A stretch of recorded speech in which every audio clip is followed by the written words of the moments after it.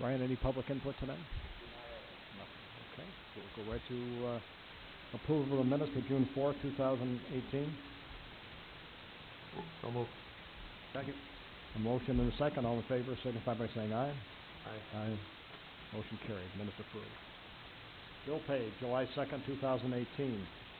Vouchers number 2018096 to voucher 201813006 with a total of $393,970.45.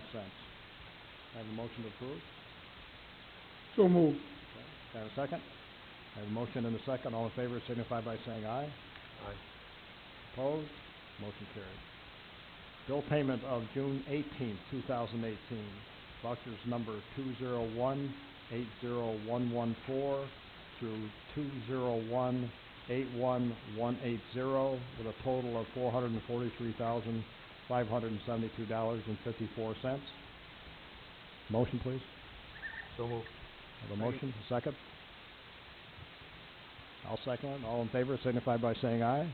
Aye. Opposed? Motion carried. Department heads. Paulie Sigmund.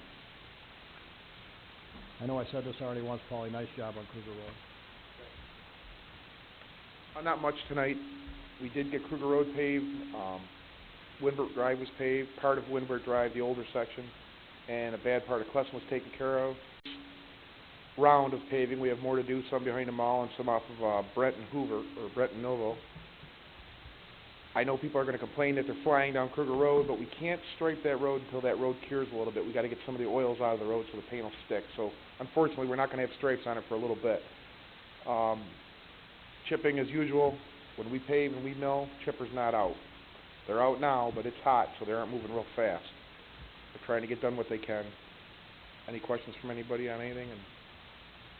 Oh, I'm not here to pump your tires, but Kruger Road is beautiful. The joint's tight, the mat's beautiful. The machine must be working good, and the automation, and it's absolutely beautiful. It came out great. The compaction on that, with that new machine that we got, or new used machine we got, is unbelievable.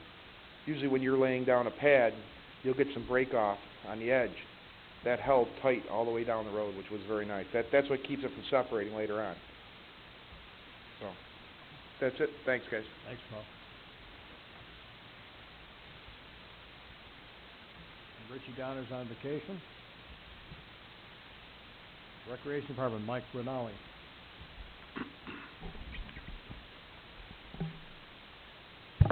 Good evening. I don't have too much to report that's like relevant or new. Just some old things like the fishing derby we had last month. We had 37 participants for that. It was a wonderful morning. Not too hot like it is out right now. We did some trimming of the trees around the pond like the week before, and I think it may have scared some of the fish off because we didn't have a ton caught that week, but it does look really nice around the pond now. And the guys that, I don't know if anyone's ever goes by the pond during the afternoon, but there's a group of Buffalo Yacht Club guys that bring motorized boats there every day, and they just love that their boats don't get stuck in the bushes we had growing on the banks. So outside of that, summer camp started last week, so we're off and running with that. Today we started our Fairmount Park Activity Days, which is a more modest camp that we run at Fairmount. We run that on Mondays and Wednesdays. We won't be there, obviously, on the 4th, but given the temperatures today, we had a pretty good turnout. 25 kids showed up this morning, so it was a good day for that. And we're doing a project over at Mario. We're taking out the old surfacing that was original to the playground set, pea gravel, some land, really. It kind of grass was taken over, so we're digging that out. We're putting down the road fabric. We got the surfacing from Buffalo Pallets, ground up pallets, and we're going to put that in once we're done with installing the new playground equipment. Unfortunately, I ordered that on the Tuesday after our last board meeting in May, and the outfit that I got it from says it's not going to be here until July 23rd. So I'm a little disappointed because the kids in the neighborhood aren't going to be able to use that playground set really almost all summer. So I know Carol Mara, she's going to be disappointed when I call her and tell her tomorrow that it's not going to happen as soon as we all liked, but it will get done, as soon as it gets in. Outside of that, that's pretty much all I have this evening. I'd just like to add to it, Mike, the park looks awesome. Thank you. Around the pond, it's best I've ever seen it, and even the trees in the park are trimmed this year. Yes. Never Yeah. seen them trimmed before. No, we haven't. It's been a while. Looks real nice. Thank you. Mike, I think I told you this, but I did receive a call, I think about a week and a half ago, saying that the condition of our field was acceptable. Oh, thank you. Thank you.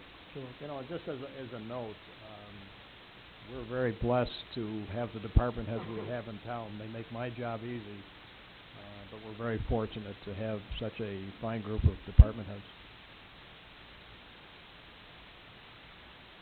Mike Clark.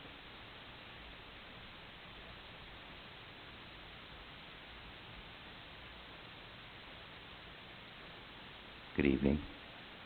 In your mailboxes, received our monthly reports as far as the permits issued, complaints, and our fire inspections.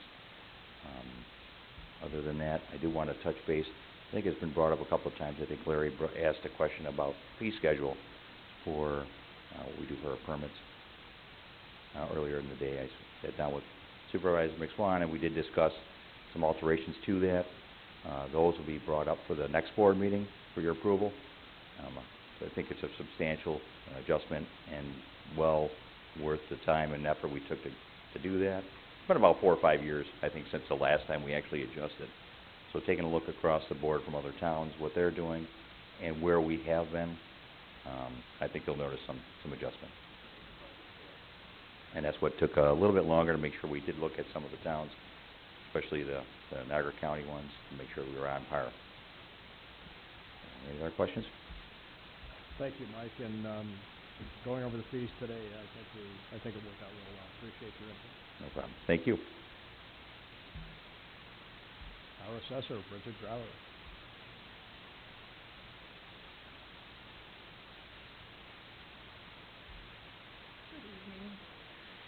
As you expect, there's nothing going on. It's always quiet, so I have nothing. Thank you, Bridget. You're welcome. Thanks for coming down, Bridget. I know you hate it. Arlene Manti.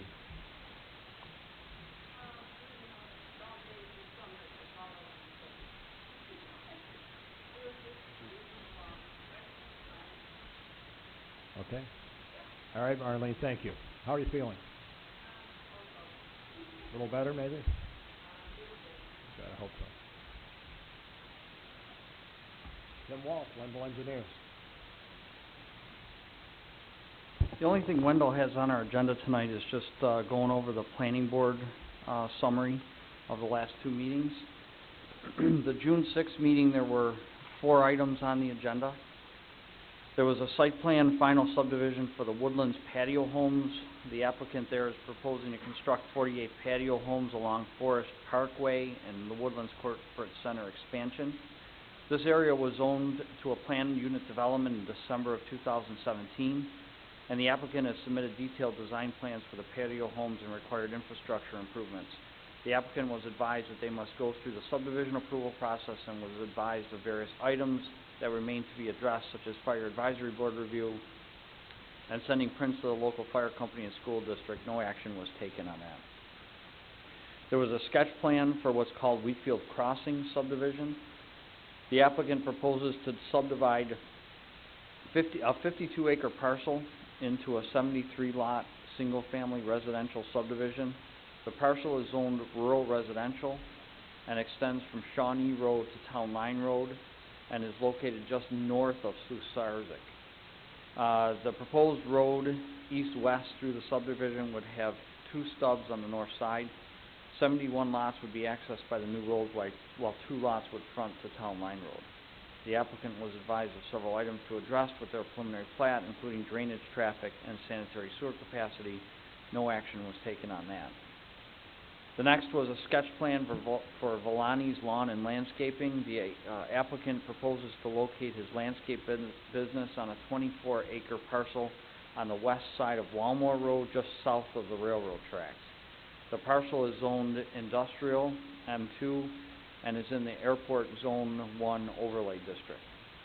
The site would have an area to tub grind trees into mulch and another area to shred topsoil. The applicant also proposes to use leaves and other biodegradable materials to make compost. The applicant was advised of several items to address on their formal site plan, including access water, sanitary sewer availability to the site, town industrial performance standards, drainage screening, and coordination with the FAA, NFPA, and Airbase. Again, no action taken. And then the third was also a sketch plan for National Vacuum corporate headquarters. The applicant proposes to construct a 20,000 square foot single-story building and associated parking and landscaping at 6393 Indicon Drive. Parcel is zoned Industrial 1 M1 and is in the Airport Zone 1 overlay.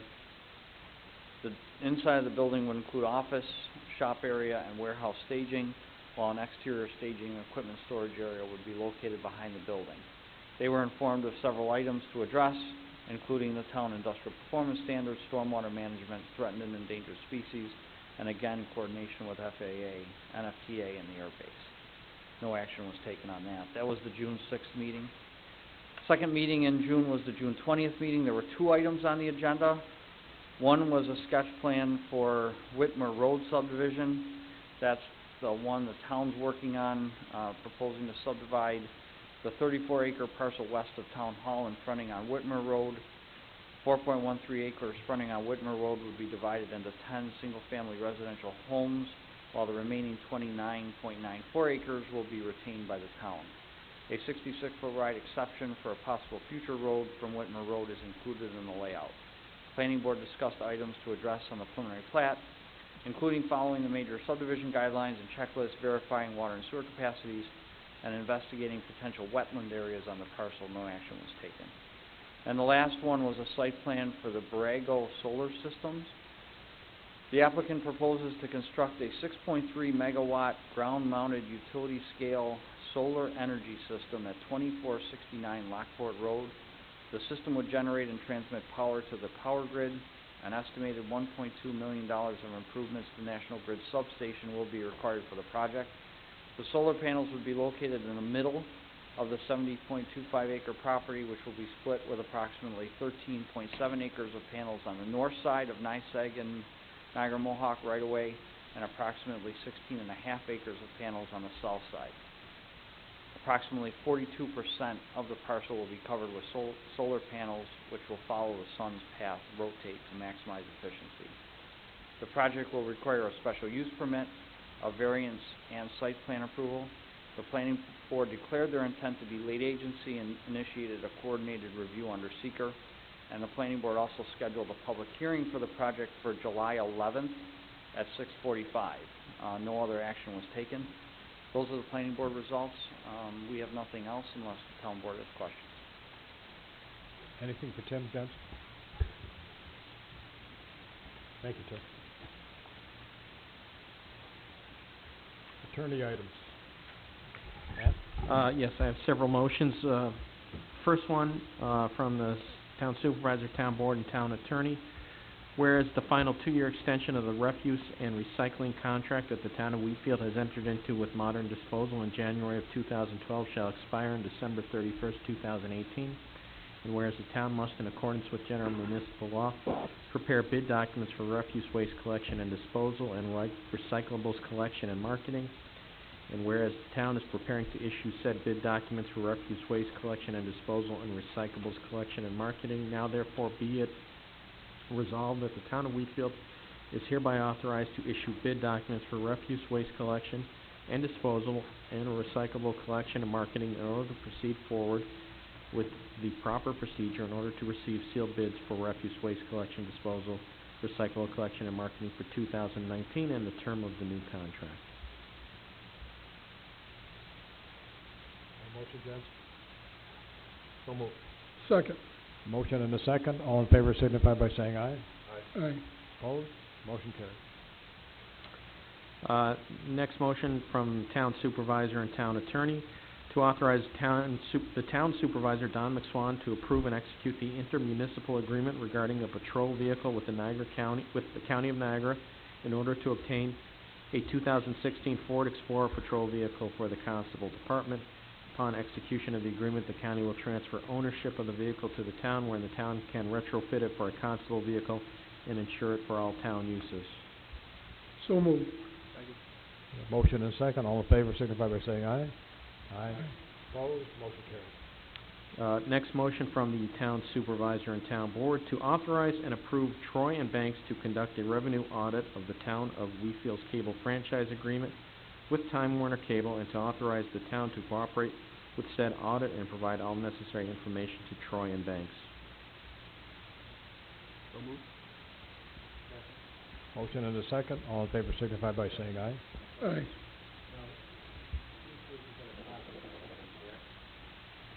Well, I'm gonna review the agreement, but it's my understanding it's on a contingency basis. If they recover,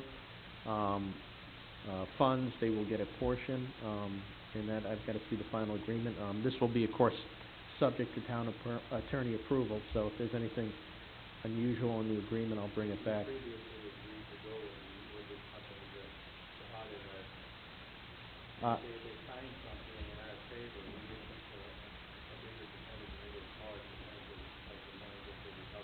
Correct, so it's a win-win, at least that's the way it's designed to work. Okay, we have a motion and a second, all in favor signify by saying aye. Aye. Opposed, motion carries. Next, motion from the town supervisor, town board, and town attorney to authorize the town supervisor, Don McSwan, to execute an amended subdivision map for the Timber Lakes subdivision, with the sole amendment to the map being an indication that the town-owned vacant lot on Ontario Drive have removed from said map any reference to the fact that it is potential parkland. This is due to the fact that when the property was given to the town, it was not accepted as potential parkland. There are no restrictive covenants in the deed requiring it to be parkland, and the property has never been used by the town of Wheatfield as parkland, nor does the town have any reasonable need for parkland to be established on said lot. So moved. Second. Motion and a second, all in favor signify by saying aye. Aye. Opposed, motion carries. Next motion from the town supervisor and town highway superintendent to authorize the town supervisor, Don McSwan, and highway superintendent, Paul Sigmund, to complete, approve, and sign a state and municipal facilities program grant for the purchase of an asphalt paving machine in the amount of $399,195. This grant authority authorizes the completion of said grant and its execution by the supervisor and highway superintendent, and its submission to the Dormitory Authority of the State of New York, DASNY, which will review the grant application. Accordingly, said grant application is approved by the town of Wheatfield. So moved. Second on the question. Do we need to put in this motion the other municipalities that we're sharing this with, or no? Because it's not in there. Do we need to document that? I don't think we do yet, do we? Not at this point. I think right now this is, Paul brought to me the application paperwork that he's filling out, in order to get the grant. I don't think we've gotten to that point yet. Have we, Paul?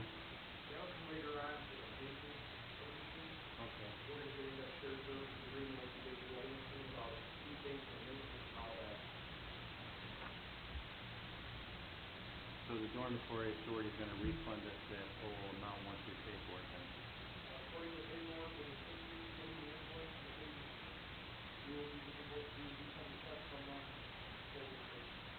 Okay. So Ed's gotta find the money until we get it back then, right? Ed's got money hidden somewhere, right, Ed? Okay, I think we had a second on that? Yeah, I second that question. And the second, all in favor signify by saying aye. Aye. Opposed, motion carries. Next motion from town attorney to authorize Roselle Homes to construct one model home in the Eagle Chase subdivision. And I know this is not in the motion, but we've received additional information on that. It is with regard to lot 40, which is 3310 Colleen Terrace in Phase 2. So moved. Second. Motion and second, all in favor signify by saying aye. Aye. Opposed, motion carried.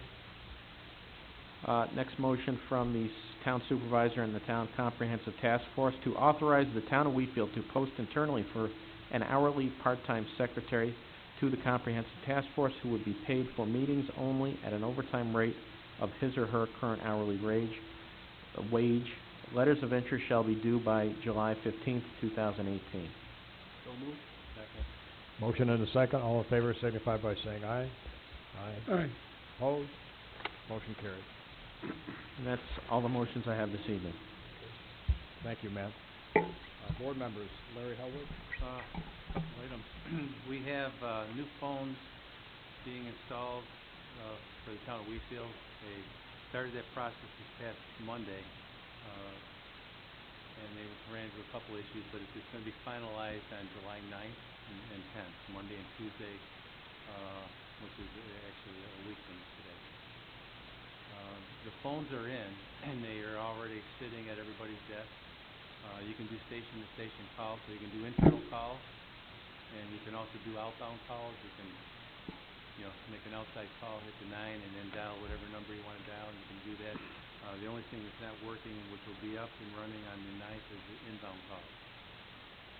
Your voicemail is still going over the old system, so once it switches over, everyone's been notified that if you have voicemails, you're going to want to make sure that you've listened to them and cleared them out of there, because after the 9th, you're not going to be able to get back to them. The second thing I wanted to bring up is the Voluka Census 2020. Doris, John D., and myself, we've been working diligently on that for the past 3 months. We've got, we're in the home stretch. We have to turn this over to the federal government in less than 2 weeks. So we got about 10 days or so we have to turn that over. And that's our last opportunity to add new address points. I think we were pretty successful. We found a lot of little issues. We were keeping our assessor's office, our building department, and others busy trying to research some of the little anomalies that we were finding, but we added, quite a few address points, and we had a lot of corrections, so that should benefit us greatly when it comes time to get our tax dollars in 2020 with the new numbers. That's all I have. Thank you, Larry. Bill Doucette. I've got correspondence from Adams Fire Company. They'd like to add Jenna Magnola and remove, Jonathan Rammon from the roster, and I'll make that motion. Second? Motion and a second. All in favor signify by saying aye. Aye. Aye. Opposed? And that's all I have. Thank you. Good doctor. Yeah, we are kicking off an exploration for the town to convert its current lights, which are high-pressure sodium, to LED light bulbs. So obviously, an efficiency play there.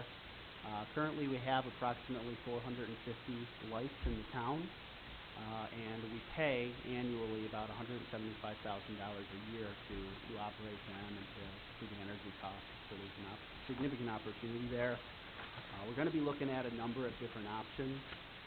Number one is a partnership with National Grid. In this model, they would convert all of our lights over in a multi-year conversion period, and we would continue to leverage all of their staff for maintenance and servicing. From what we've been able to learn so far preliminarily, that model looks to save us around 15 to 20% per year once fully converted. The second option we're going to be looking at involves a partnership with NYPA, which is the New York Power Authority, and this option involves the town purchasing our own LED lights. What makes this option really powerful is we would be aggregating our purchases and contracts with other towns in Niagara County. So when you do that, you increase your quantities, you lower your costs. So that's really the benefit there. There looks to be, in what we know so far, is a good amount of interest from other towns in Niagara County. So this option looks very promising. And ultimately, from what we know so far, again preliminarily, this looks to be able to save potentially a lot of money. We're hearing upwards of 50%, all the way up to potentially 65%. So you're talking about, all the way up to potentially $100,000 savings per year. So it's significant. So one of our first steps is in this analysis, in addition to the financials, is going to be, well, there might be a lighting difference between a high-pressure sodium light and an LED. So we want to actually work with NYPA to set up some sample LED lights here on the town hall campus.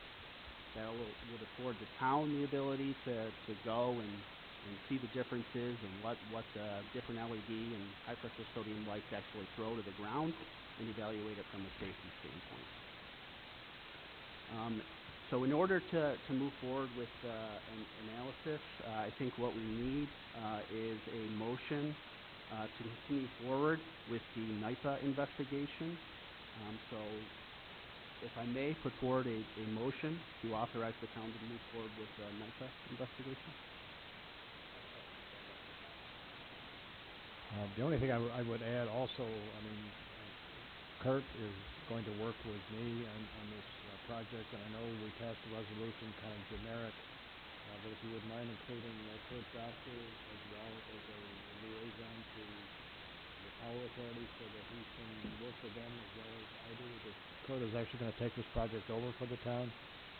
So if we could have that in the motion. Matt, could you, I don't know how you want to do this, but I guess the motion would be to permit the town supervisor and Councilman Kurt Doctor to proceed with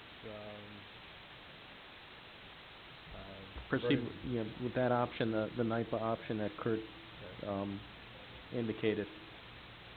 So at this point, proceed forward with and, I guess, execute any necessary documents to move that direction along.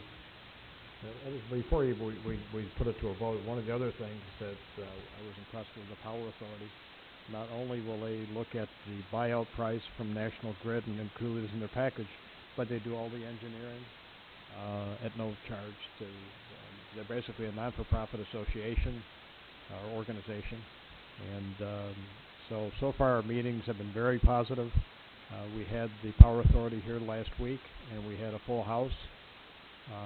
And I would say many of the municipalities in Niagara County are looking forward to getting involved with this.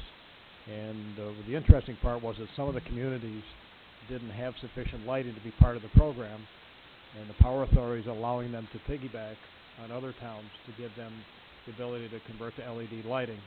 Now, we'll all have separate contracts, but as Kurt had mentioned, the more lights that we are buying, the better buying power we have in the long run. So that's kind of where it is. So we have a motion by Kurt. Have a second, please. Second. All in favor signify by saying aye. Aye.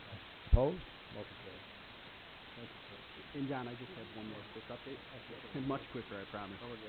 So the Comprehensive Plan Task Force, which is our group of volunteers, one thing that we're doing new this year is we're going to be putting up a table at the picnic, which is scheduled, I believe, for the 26th of August, the Wheatfield Family Picnic. So we're going to be set up, letting people know about some of the good work that we do, and also trying to get some new recruits. Look for us there. And then that's it. Thank you, Kurt. Randy Retzlaff. All right, I'll give my yearly update on a guy who grew up in the town of Wheatfield and is playing in the major leagues. So just, if you're bored on the 4th of July, they're on TV at 7 o'clock. Jesse Winker, you might know, grew up on Norman, I believe Paul, or somewhere, moved to Florida when he was 9 years old, and he's in the major leagues. Is it Winkler or Winker? Winker. Oh, Winker. Jesse Winker. Two of the three boys. Oh, you know him. Two of the three boys got drafted. The oldest one by the Dodgers. He's since retired. But Jesse is playing with the Reds. Hit a grand slam last week, a walk-off homer. So he's doing okay. He's only batting .260, but but if you're bored on the 4th of July at 7 o'clock, they're on national TV because, of course, they play in a great American ballpark. And that would be a good article for.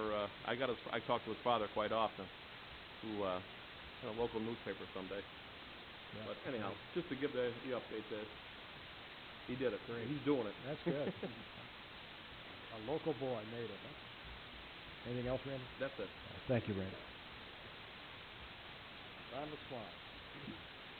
One of the things I want to announce is that Dressler and Malecki, our auditors, will be here at 6:45 on August 6th to give an audit report to the public and to the town board. So if you want to put that on your calendar. Also, we'll have a department head meeting at 10 o'clock in the morning, also on August 6th at 10 o'clock here at the town hall. Department heads meet whenever there's a town board meeting, or typically we try to. I met with Greg Stevens and Becky Whittish related to the Greenway extension between North Tonawanda and Niagara Falls. And it was a very positive meeting. It looks like we are On top of the list for having the greenway completed between North Tonawanda and Niagara Falls, and Niagara Falls is now involved with this also. Becky Whittish was very impressed with what the proposal is and the route that's being taken. So it looks like things are moving along very quickly on the greenway. And that's all I have. The next meeting is August 6th at 6:45 when we'll have our auditor again. And the regular town board meeting will be at 7 o'clock. And is there anyone that would like to speak on anything we discussed tonight? Any questions? Have a motion to adjourn.